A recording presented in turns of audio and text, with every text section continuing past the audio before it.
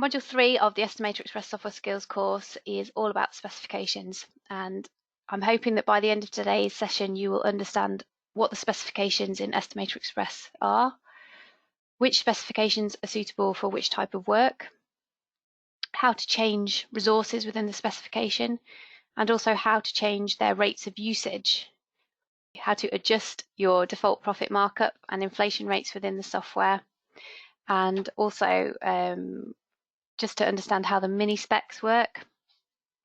So we'll come to that near the end.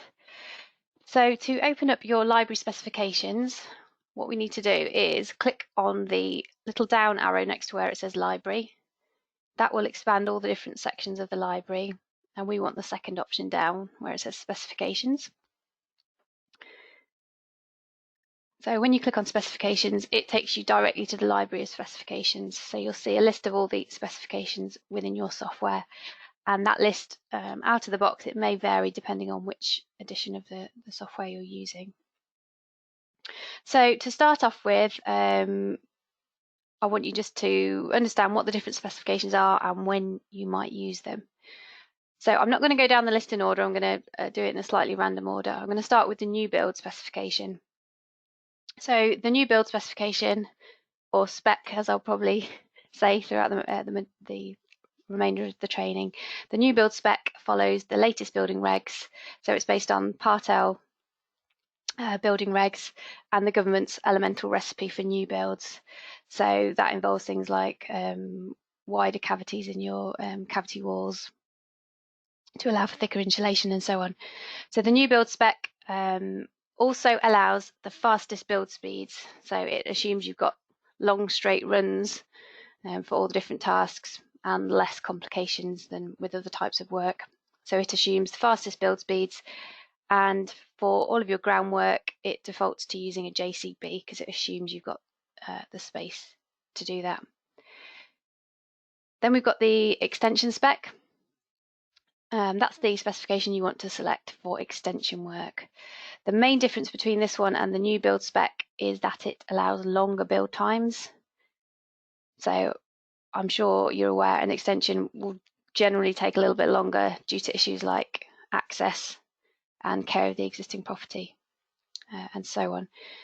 It also uses a mini digger as the default excavator, so it's working on the principle that you're likely to have less access and a mini digger is more appropriate. Then we have the renovation spec. That's very similar to the extension spec, but it allows even longer build times as renovations will more likely have unforeseen issues and circumstances, plus there's all the same complications that you have for an extension job, so access and care of the existing property and so on. Then we have a few different timber frame specifications. If we first look at the new build timber frame spec, this spec is for jobs where you have a full timber frame kit supplied for the job. So the way it works is that it automatically removes the inner leaf from the cavity wall, so it removes that block work. If you look in the specification, anything to do with the inner leaf block work is marked as included in timber frame because it means you don't need to estimate that item. And that's because the timber frame kit is assumed to make up the inner leaf. Also, the timber from the roof will be set to included in timber frame, and that's because it's assumed the roof structure will be included in your timber frame kit. So if you select the new build timber frame spec, you would then add a price for a supplied timber frame kit into the estimate. That's how the new build timber frame spec works. We've then got an extension timber frame spec equivalent, so that works in exactly the same way as the new build timber frame spec, but it just has longer build times again. So then we've got some site fabricated timber frame specifications. So the new build site fab timber frame spec only deals with the timber frame walls. So again, it removes the cavity wall inner leaf from your estimated walls, but it doesn't alter the roof structure.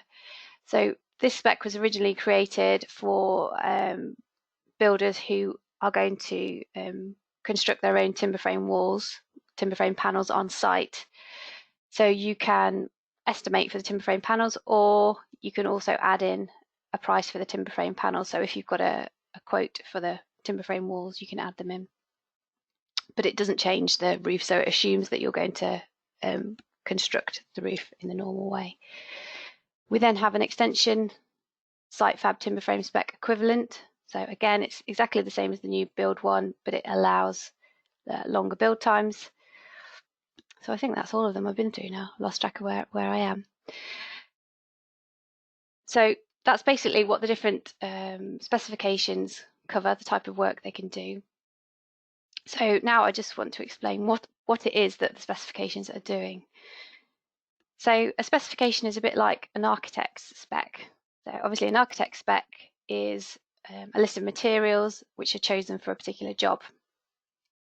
In our case, in addition to listing the materials that are going to be used, the specifications also control the labour, so the labourers and the gangs that are being used for the job, and also the plant which has been used for different tasks.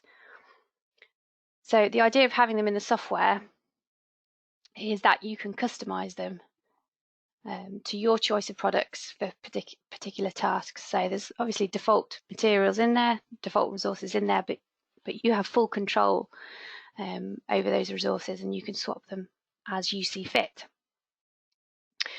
So what you can do is you can open up these supplied specifications and make changes, or you can copy any of these specifications and make a duplicate copy, which you can then tailor and adapt as you want to create a new specification.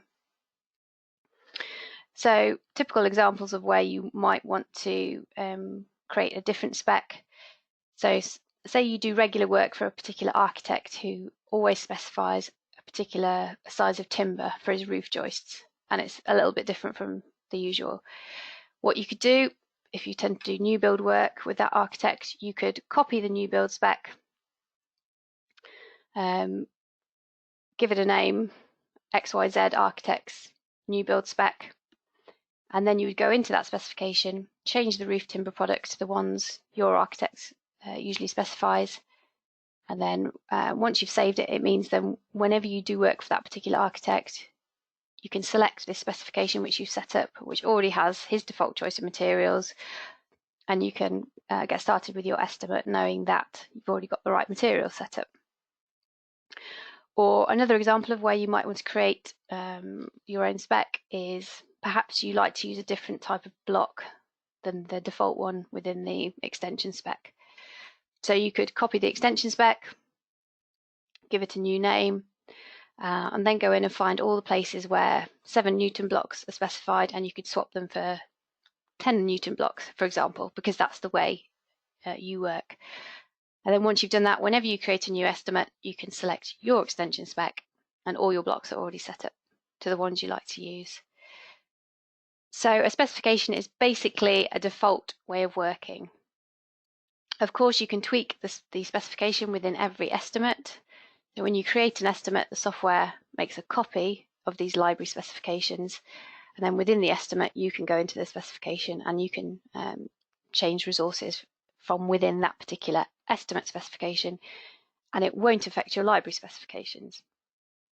But if you find that you are making the same change multiple times, then the best place to make the change is within the library specification, and then it will avoid duplication of those changes. So over time, it may be that you want to just edit the existing specifications that we've got in the software, or you might want to create your own specifications for different scenarios. And then once you've got those specifications set up in the library, you won't have to keep making those changes over and over again. So what we're going to do is have a go at copying a specification to make our own specification. So if you can select, I say select, I've clicked on the row where it says extension specification, that highlights it. And then you'll see adjacent to where it says extension specification, there's a copy button. So if you click copy, you'll then be prompted to give your new specification a name. I'm just going to call it my extension spec. You can name it after yourself or whatever you like. Because we're creating a copy of the specification, it means we can play around with it, make changes, and we're not affecting the original out-of-the-box specification. So it's a good way of learning how the specs work. So once you're happy with the name you've typed in, click OK.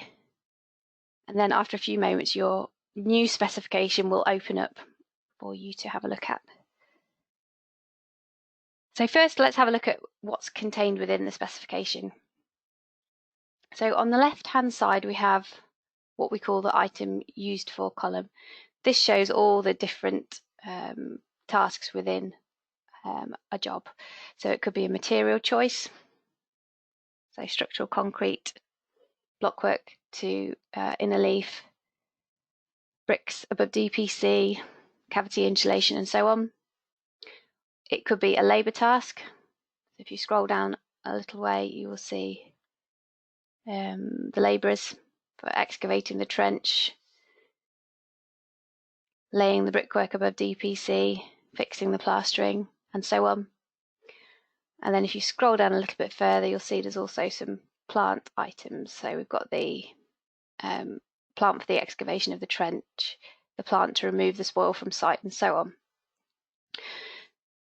There will also be occasionally a sundry or subcontractor task, but the vast majority of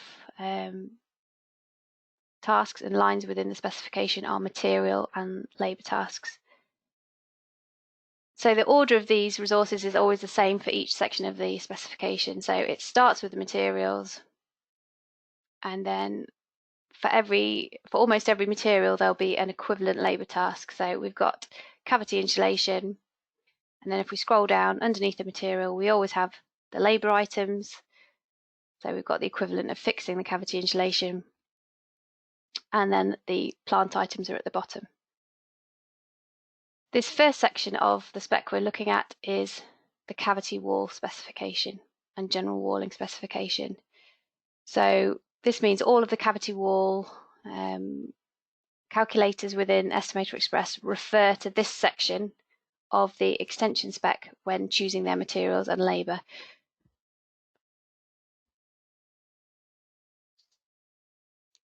Lucia, just looking at your question here, you're asking about the usage factor for labour. I'll come on to that very shortly when we talk about how we can edit the usage factor of labour items, so I will come back to it.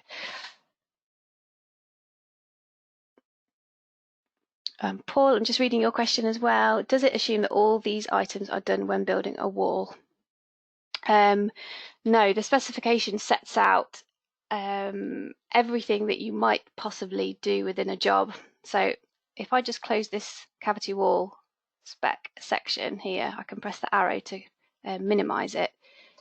You'll see that we have multiple sections within the spec. So that's the cavity wall spec and general wall spec, but there's also lines dealing with stone face cavity walls. If you scan down, you'll see all the different wall types.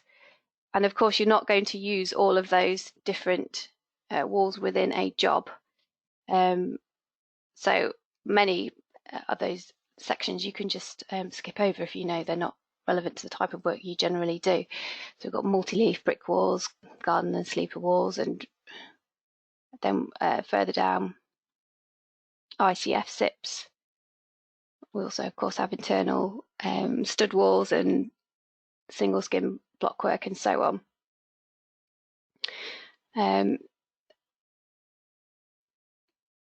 Sorry, just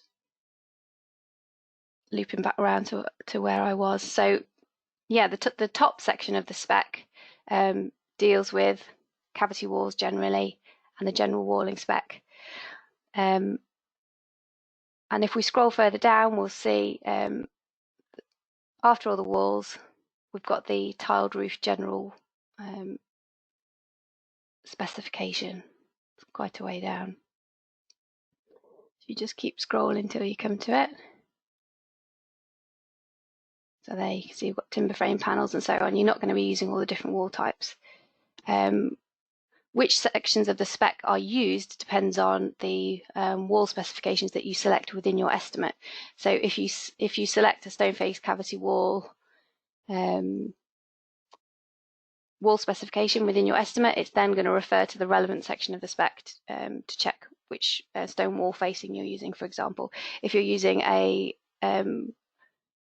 cavity block wall, it's going to look at which blocks to use and so on. So it only the estimate refers to the relevant sections of the spec.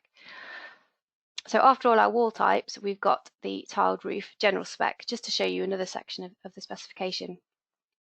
So all of the sloping tiled roof types, of which there are many, so apex roof, valley roof, hip roofs and so on, they all refer to this section of the spec to choose their materials, to choose the labour resources and so on. And each section of the spec is organised in the same way. So you've got your material resources at the top, so we can see the materials for the tiled roof general spec, and then scrolling down, it's obviously quite a long section of the specification. We've then got the labour tasks for our sloped roofs, and then underneath this we've then got a section which deals with each of the different roof configurations. So we've got the timbers and so on for the apex roof, for apex truss roof, for the valley roof and so on. So basically the specification that you choose is in control of your estimate. It's the boss of your estimate. It tells your estimate what materials to use, how much of those materials to use, who is going to do a task, and how long it will take them to do. So hopefully getting a feel for the role of the specification and how it's organised. So let's have a look at how we can change things within the specification.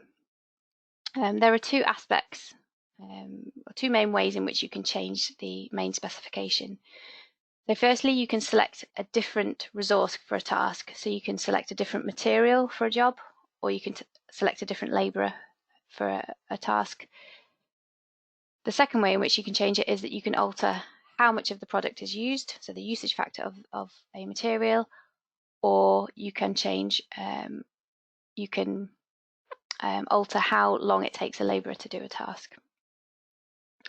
So the first thing we're going to have a look at is changing a resource, and firstly we're going to change a material. So a really good example of a material you might want to change is your cavity wall insulation product.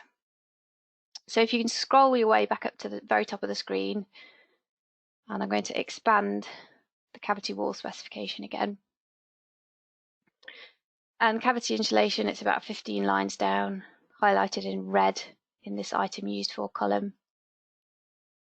If we scan across, we can see a description of the resource, the material that's being used. So it's a cavity wall insulation 100 by 455 by 1200 mil 10 sheet pack, which covers 5.46 square meters.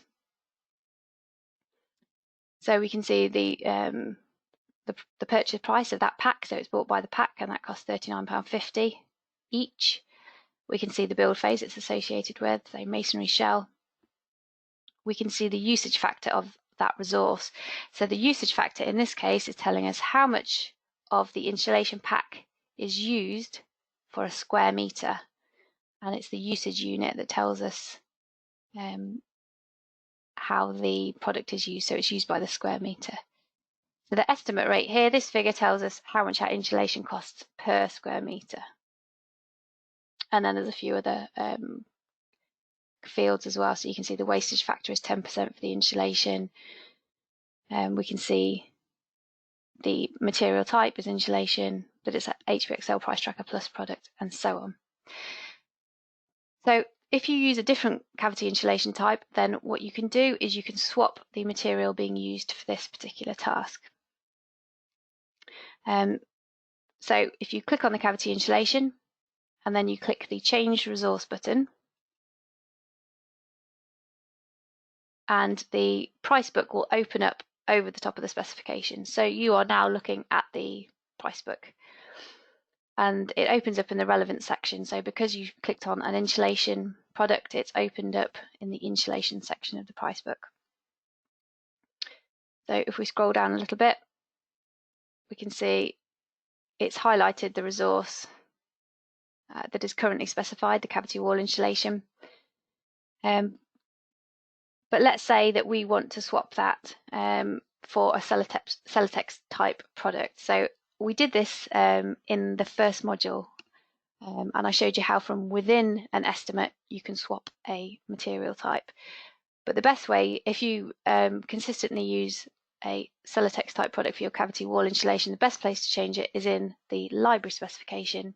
And then whenever you create your estimate, make sure you've got the spec selected with your cavity wall insulation in, and you won't have to swap it again. It will already have the correct resource set up. So this is the best place to do it if it's the material that you use as a rule. So as I said, we're going to swap this cavity wall insulation pack for a Celotex type product, which we call by the non-branded name, which is polyisocyanurate, if I'm pronouncing it correctly. Oops, I've scrolled too far down. The best way to scroll down actually is to use your mouse wheel. So if you scroll down the insulation section of the price book, you will come to the list of polyiso insulation board with various thicknesses available there. So the one we're going to select is near the bottom. It's the polyiso insulation board, 2400 by 1200 by 75 millimeters. So if we scan across, we can see the price of it is £26 for that sheet. So once you've clicked on it, we can click the Select Resource button towards the top of the screen to select that resource to use in our specification in place of the cavity wall insulation that was there before. Now when you do that, the Edit Resource box pops up. Now this happens because when you change a resource, whether it's material or labour, it may have a different usage factor. So you may need to use a different amount of it for a particular task. So in the middle of the Edit Resource box, we have the usage factor. Now the usage factor is really important. It determines how much of the material is used for a task. In this case, we're going to need to change the usage factor for our new insulation product. The original insulation that we started out with was a traditional cavity wall pack that covered 5.46 square meters. It actually says that on the description of the product.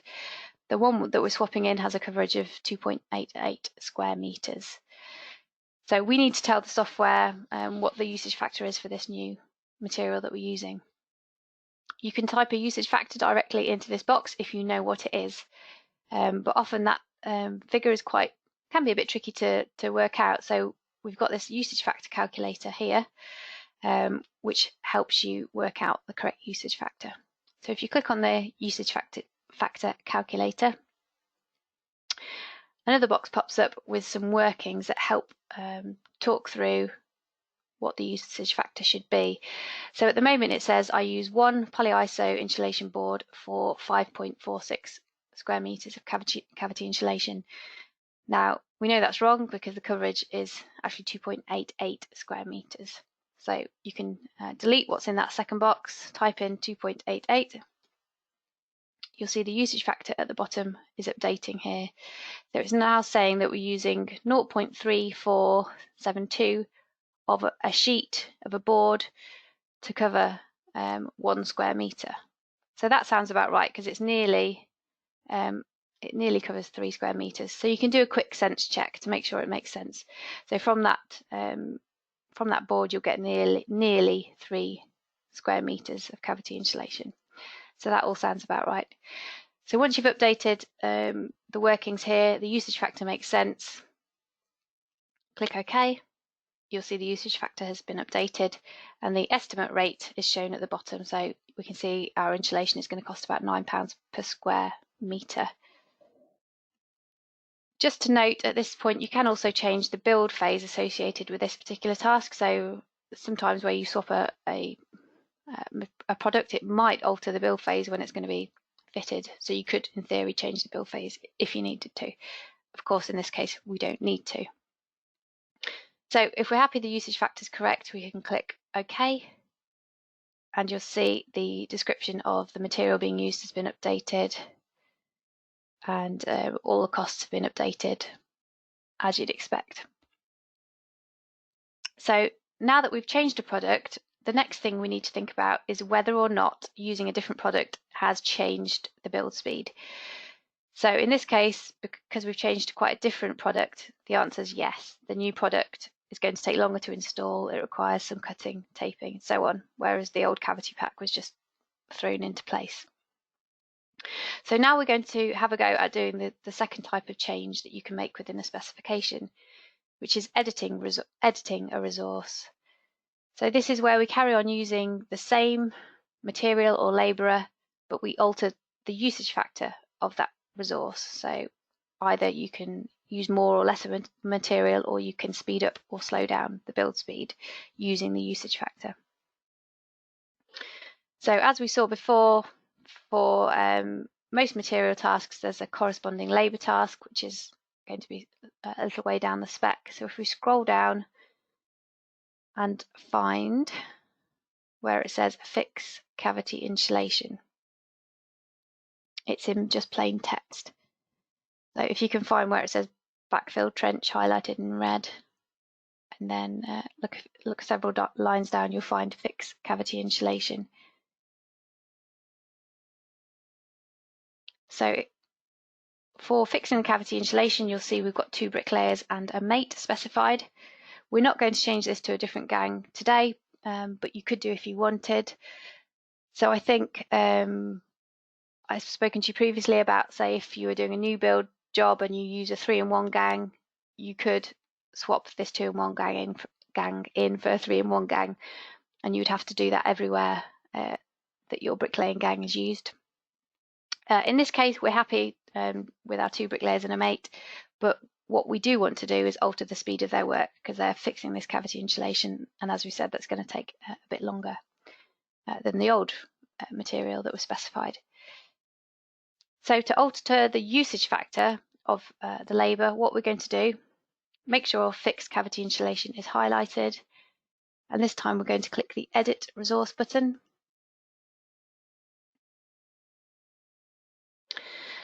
I should point out, in fact, I'm just going to close that for a moment. You don't need to close yours down. For our bricklayers and a mate, for our gang, we are purchasing them by the hour. So you'll remember in the price book, we set all of our labourers and gangs up with an hourly rate. So we're purchasing their time by the hour. So when we're working out their usage factor, what we need to know is how much of a task they can get done within an hour. So if I go back to Edit Resource, and we're going to click the Usage Factor Calculator button again. And we're going to read through those workings because it really does help to understand what the software is working out. So at the moment it's saying it will take 1 hour for our 2 bricklayers and a mate to do just under 28 square meters of cavity insulation, to fix 28 square meters of cavity insulation. So there's a couple of different ways you could change it. Let's say, just to pluck a figure out of the air, that it's going to take twice as long to install the new insulation type. So what we could do is we could change the top box. So we could say, instead of it taking 1 hour to do that area of insulation, we're going to change it to 2 hours. The usage factor will half because they're going to get half as much work done within an hour. So you could change it that way, or you could change that back to 1 hour, and you could say in 1 hour they will do, I'm going to halve this figure at the bottom roughly, I'm going to say they do 14 square meters of cavity insulation within an hour. So however it makes most sense to you, you can tweak either of those figures. You can see here there's also an option to change the unit of time. So if it helps you to work in minutes, you could change that to minutes, but then of course you have to make sure you change the other figures accordingly so it makes sense. So because I changed it from hours to minutes, I've had to increase 1 hour to 60 minutes. but it may be sometimes that selecting a different unit is more helpful for you to work out what the correct usage factor should be.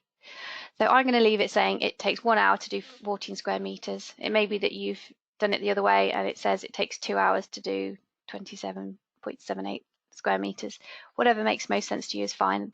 The net result will be the same, whichever figure you decide to tweak. Obviously, I've done a bit of rounding there, and you can be as specific as you need to be. So both are correct, just do whatever makes most sense to you. So we'll see the usage factor now is 0.0714. Again, that figure is a little bit unscrutable, can be a bit tricky to understand what the software means, but if you work through the workings here, read through the workings out, hopefully it will all become crystal clear. So once you're happy with the usage factor, again, click OK. You can check the estimate rate at the bottom here, check that makes sense. Does it feel about right? And then click OK. That will take us back to the specification screen where that usage factor has been updated accordingly. So that's the second way that you can change the specification. You can change the rate of usage of a particular resource. So for practice, let's edit another resource. This time we're going to change the usage of a material to use twice as much of it. So if we scroll back to the top of the specification, we're going to look, if we scroll down a short way from the top, we're looking for a line called plastering to inner block wall.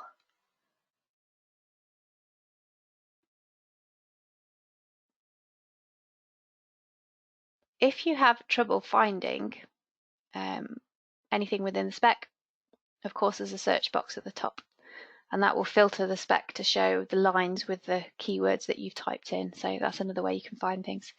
So plastering to inner block wall.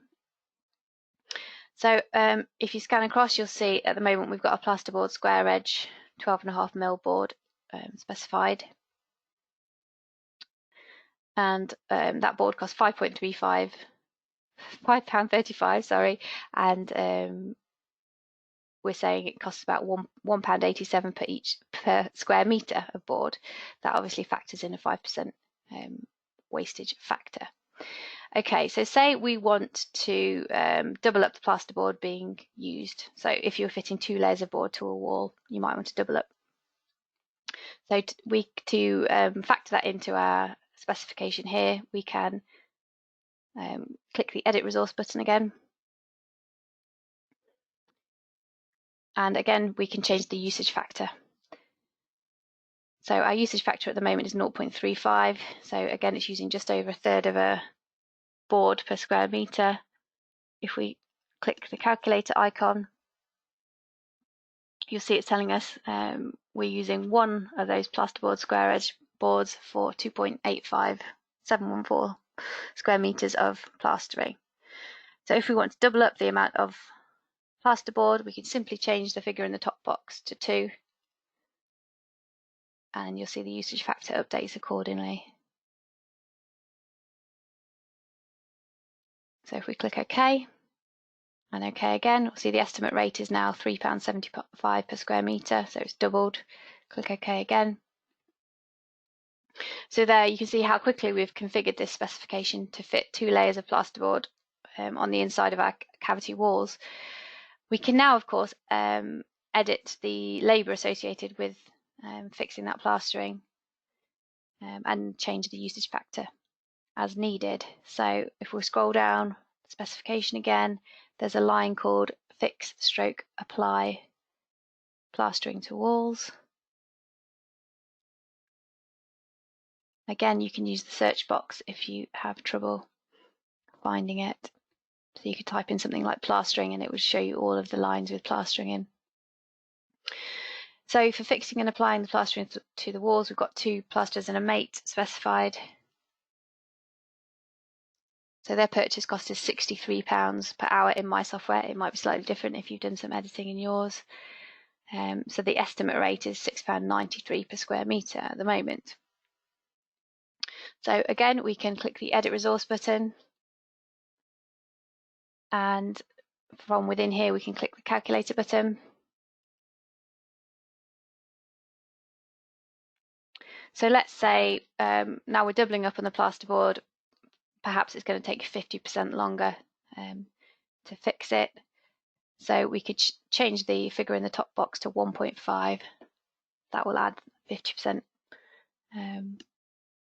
more time for the plastering gang to fix the total amount of plasterboard. So we're basically saying that twice as much board will add 50% more time to the fitting.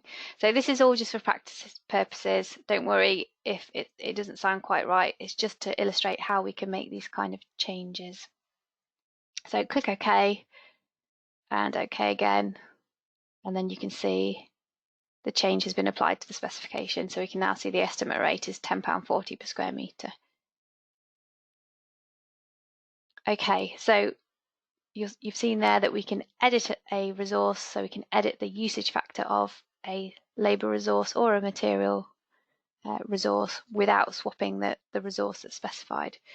And of course, you can change resources altogether. I'm going to do one more example of swapping in a different resource type. I'm going to swap a different material.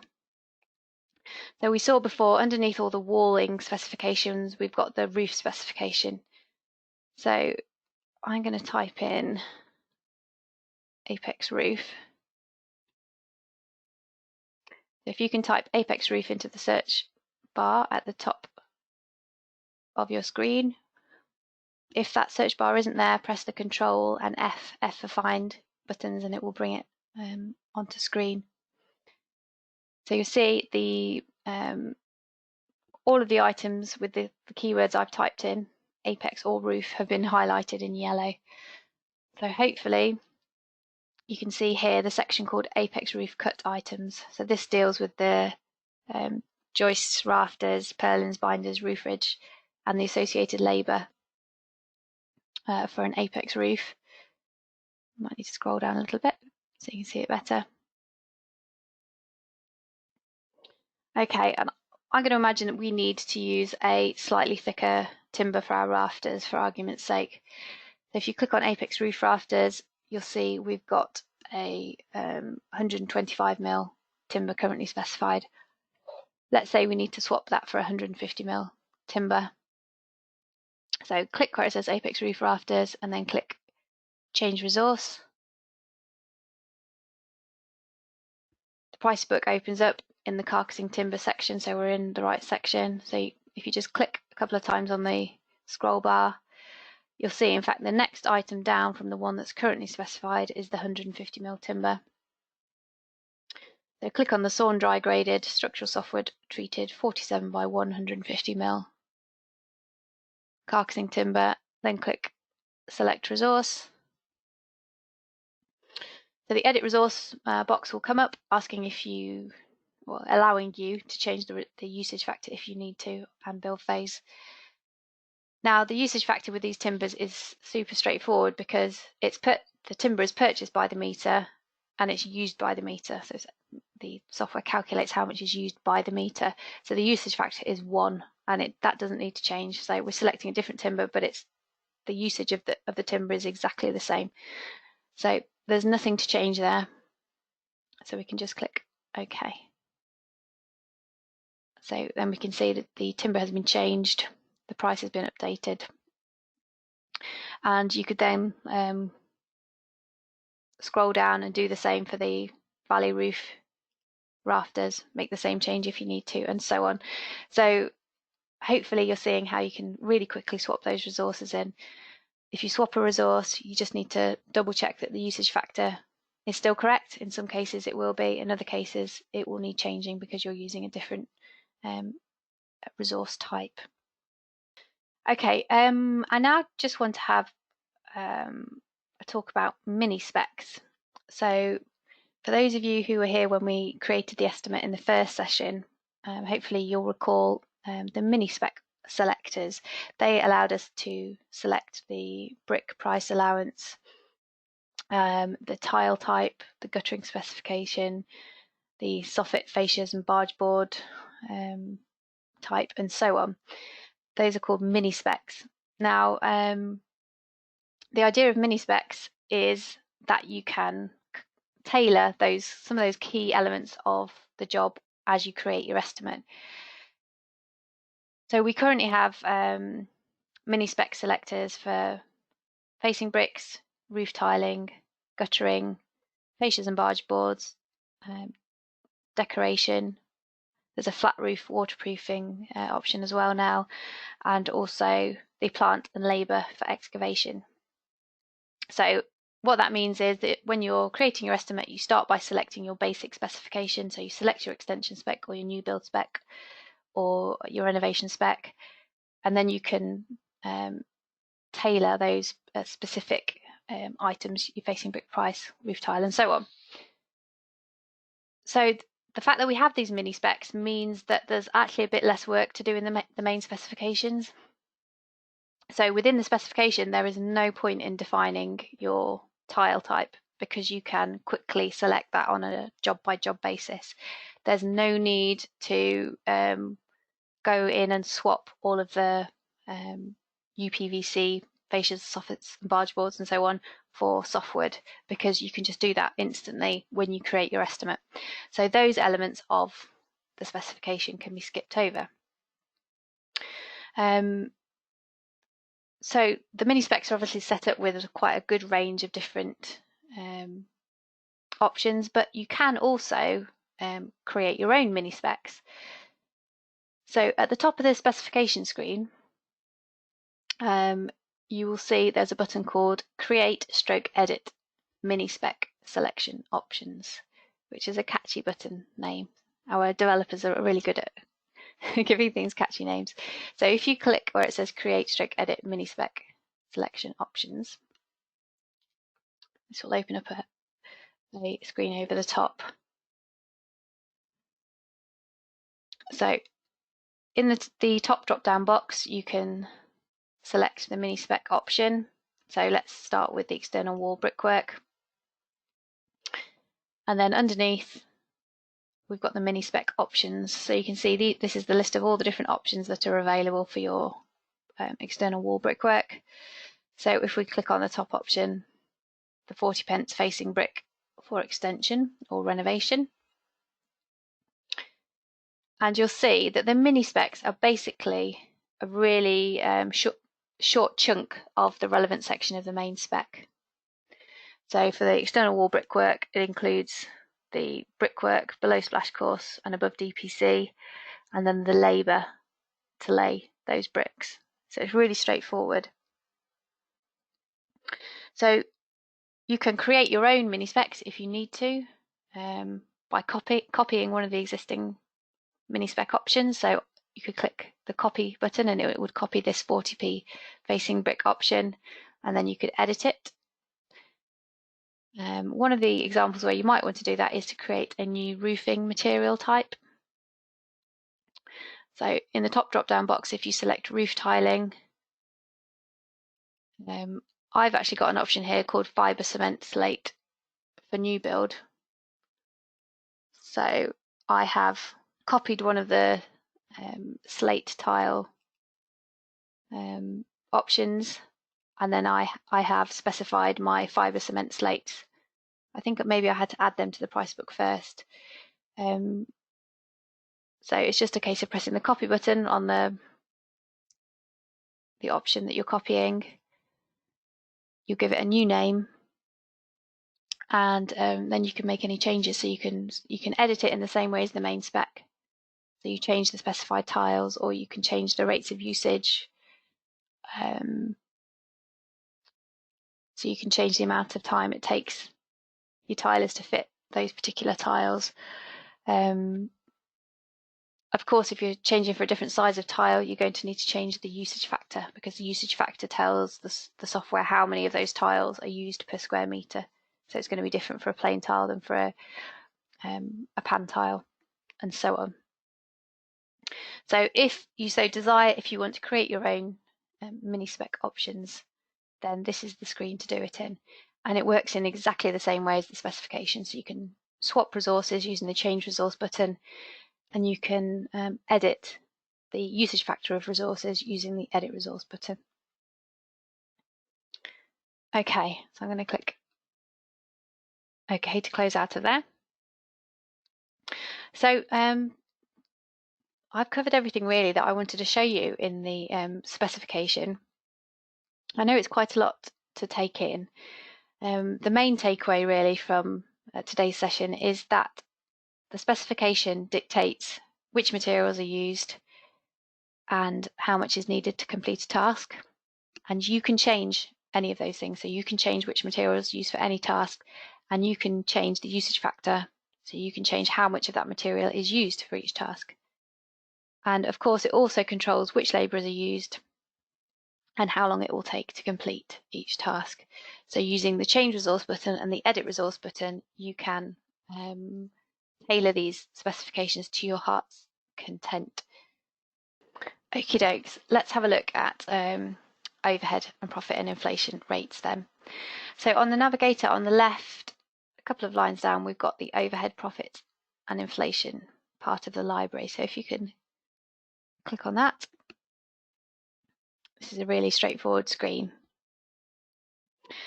So this screen has your default settings for overhead, profit and inflation. So whenever you create an estimate, these are the figures that will be copied across into your estimate. So set these figures to whatever you would like to be your normal rates when you start an estimate. So you can see overhead is set to 15%.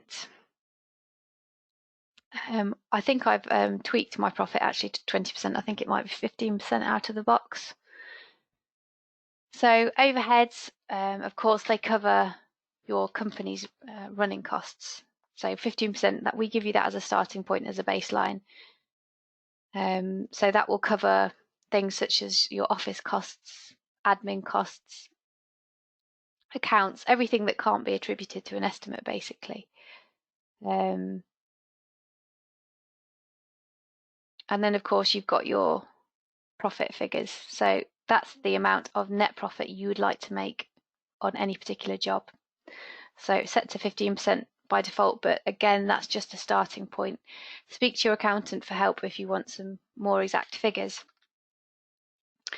So overhead covers your general company running costs, and hopefully that leaves profit as a truer indicator of what you intend to make on any particular project.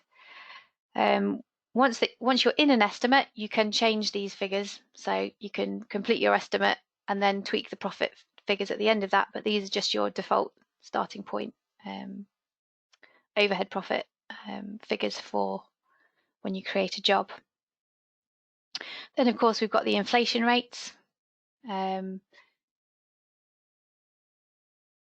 inflation, you can choose whether or not to apply it to a quote at the end. So when you're creating a customer quote, you can choose at that point whether to apply your inflation. So again, what we're doing here is we're setting the default inflation rates. But if you choose not to apply them to your quote, then they won't be factored in. So they're set to 5% by default, and there's a 12-week delay before those costs are applied. So that's 12 weeks from when you're creating your quote. Of course, you can have slightly different figures for different resource types, and the same for your overhead and profit if applicable. Where inflation's concerned, we'd strongly urge you to factor inflation into your quotes, because it's going to give your client a truer indication of what the costs are going to be, and they are without doubt going to increase over time, because materials, as we know, the price of those is increasing over time, and skilled labour, it's going to cost more in 6 months' time than it does today. And especially in the uncertain times we find ourselves at the moment, I'm guessing there's going to be material shortages and so on that are going to push prices up. So it's something you really need to consider factoring into your quotes. And when you are sharing your quotes with your clients, you could be really open and honest about that and say, we've factored this in, therefore our quote is likely to be a lot more accurate than any of our competitors who haven't factored in inflation, and therefore it's a truer reflection of what this job is going to cost you. You know, it's doing right by them as well as doing right by yourselves. Otherwise, you're going to end up possibly subsidizing the job if you're not taking this into account. And of course, this is more relevant on longer jobs or when you're estimating, you know, for jobs further into the future. Inflation is something you really need to consider. So you can tweak any of these figures as you see fit, and this will be the starting point for any estimates that you create in the future. Okay, if we click onto where it says library on the navigator, that takes us to the main library screen.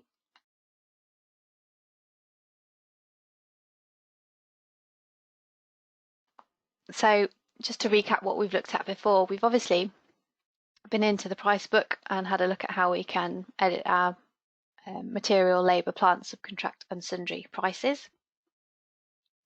We've had a look at favourite merchants and how you can use those settings to tell the software which merchants' prices you want to use for the different material types. We've looked at setting up your default overhead, profit and inflation. And we've spent some time today looking at how you can edit the system's specifications. If we just scroll down, there's a few more options that I just want to point out to you. We're not going to go into them today, but just so you know that these exist within the library. So we've got, I'm going to skip down to the build program templates. So we're going to look at the build program for a particular estimate on Thursday, but this is where the templates reside. So if you want to tweak how the system's build program templates look, so that when you create a new job, it will import a build program exactly as you want it set up to start with, then you can make changes here within the library. We've also got the data reports. So again, during the next session, I'll show you how you can use the data reports within an estimate, but this is where the library of data reports exists. And if you want to make some changes to the library reports, you can do it from here. And you can do it in exactly the same way as I'll show you on Thursday. But this would be just editing the library reports rather than the reports for a particular estimate. In the middle here, we've got some settings, some library settings to do with the estimating calculators. So the estimating calculators are the underlying engine of the software. And in Thursday's session, I'm just going to take you into a couple of calculators so you can see what the software is doing in terms of estimating your brick and block cavity walls and your lean-to roof. I think those are the two that we'll go into. So you can view your estimating calculators here. You can also create your own estimating calculators ultimately as you get more confident with the software. And then we have groups of estimating calculators. This is relevant if you are estimating from scratch. So when you create a new job, the fourth option in the list is to estimate using estimating calculators. And when you estimate that way, you need to select which estimating calculators you want to include in your job. When you use a job template like we've done, then the software does that for you. But when you're estimating from scratch using estimating calculators, you will need to select a group of estimating calculators. I'll just take you into it briefly to show you. So we have groups of estimating calculators set up for different types of extension, apex roof extension, flat roof extension, lean-to extension, and so on. And this will contain a list of estimating calculators, so all the different roof wall types, the lean-to roof itself, the slab, different options for windows, for external doors, internal doors, electrical workbooks, and so on. It will give you a whole list of different estimating calculators that you might want to use for that particular job. So if you're estimating from scratch, that's where groups of estimating calculators come into play.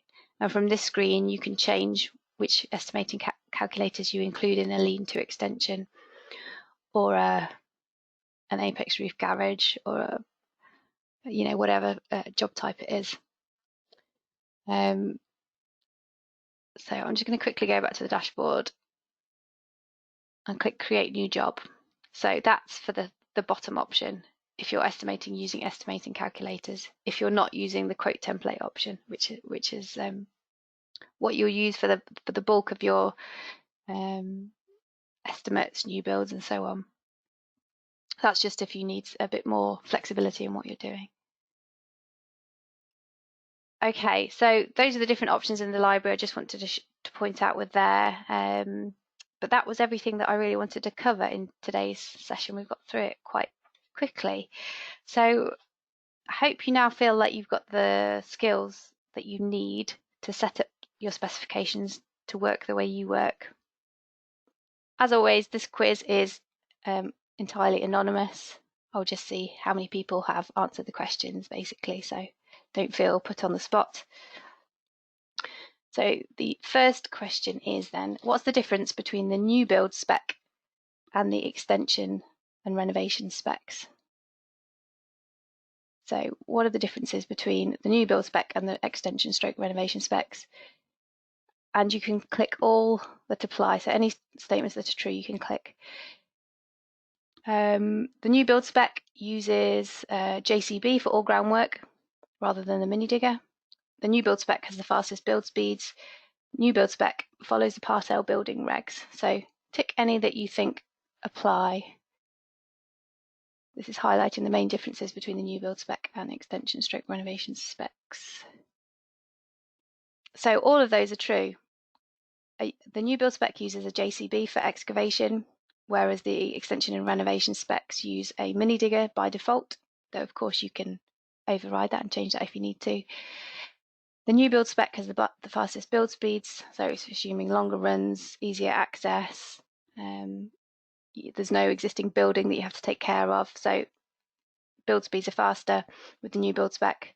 And of course, the new build spec follows Part L building regs, which don't necessarily apply to extension and renovation work. So all of those are true. So that's all stuff that you need to bear in mind when you're selecting your specification for your estimate.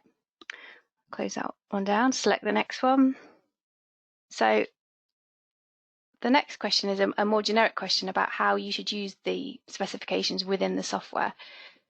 So again, you can select any that you think apply. So first one is, I should not create new specifications. I can make new specs set up for different scenarios.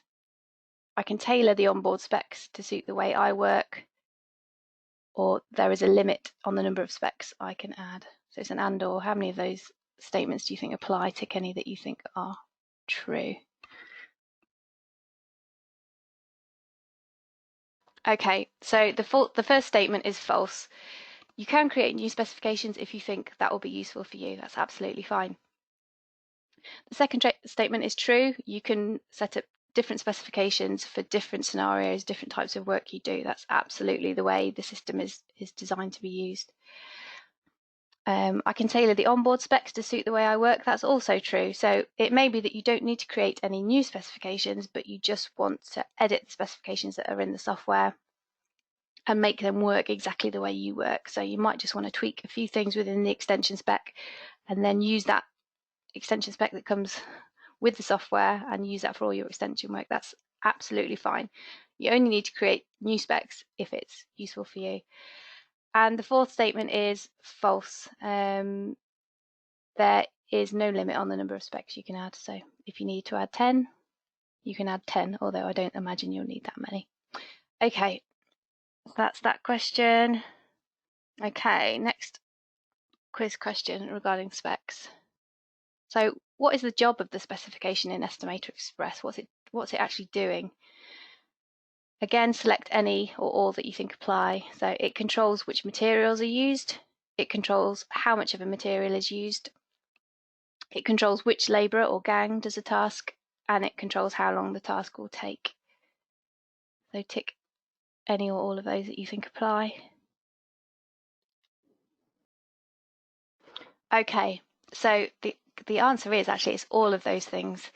The spec is telling your estimate which materials to use, how much of them to use, so what their usage factor is, which labourers are doing a job, and how long it will take them to do the task. So again, the usage factor for that labour item. So the spec's doing all of that work. So you can see how crucial it is to putting together an accurate estimate. Okay, I think we've got one more question regarding specs. Okay, so this is regarding what we call the usage factors, the rate of usage of a resource. How can I change the rate of usage of a material or labour resource? It's too tricky. You should just give up and go down the pub. Should you go to the price book and change the rate of usage there? Or should you click the Edit Resource button and use the usage factor calculator? How should you change a usage factor? Oh, do you know what? It looks like you've all answered already. But you're right. You need to click Edit Resource and use the usage factor calculator to change the rate of usage. So thank you for doing that mini quiz.